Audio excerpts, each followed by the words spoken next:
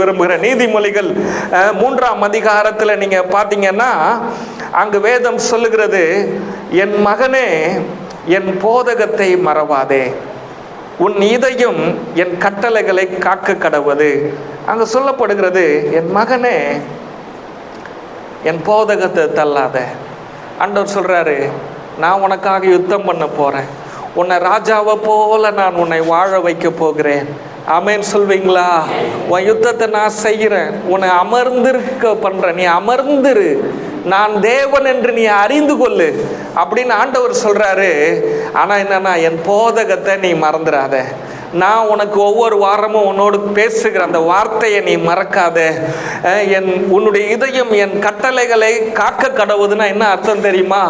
நான் உன்மேல் வைத்திருக்கிற அந்த அன்பை நீ உறுதியாய் பிடித்துக்கொள். ஆமென். என் அன்பை நீ விட்டுறாத.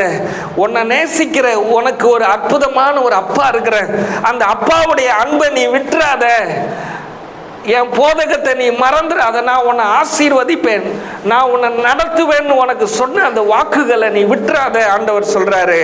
அப்படி நீ பிடிக்கும் போது ஆண்டவர் சொல்றாரு, 3வது வசனம் சொல்கிறது, கிருபையும் சத்தியமும் உன்னை விட்டு விலகாது இருக்கும். அவருடைய உபதேசத்தை, அவருடைய சத்தியத்தை, கிருபையின் சத்தியத்தை, அவருடைய அன்பின் சத்தியத்தை, அவருடைய இரக்கத்தின் அந்த சத்தியத்தை நீ பிடித்துக் கொள்வாய் என்றால், அதை மறக்காமல் நீ வைத்துக் கொள்வாய் என்றால், ஆண்டவர் சொல்றாரு, என் கிருபை சத்தியம் உன்னை விட்டு விலகவே விலகாது. அவருடைய கிருபையும் சத்தியமும் உன்னை விட்டு விலகாம இருந்துச்சுன்னா உன் வாழ்க்கையில உன்னை எந்த தீமையும் உன்னை தொடவே முடியாது. ஹல்லேலூயா.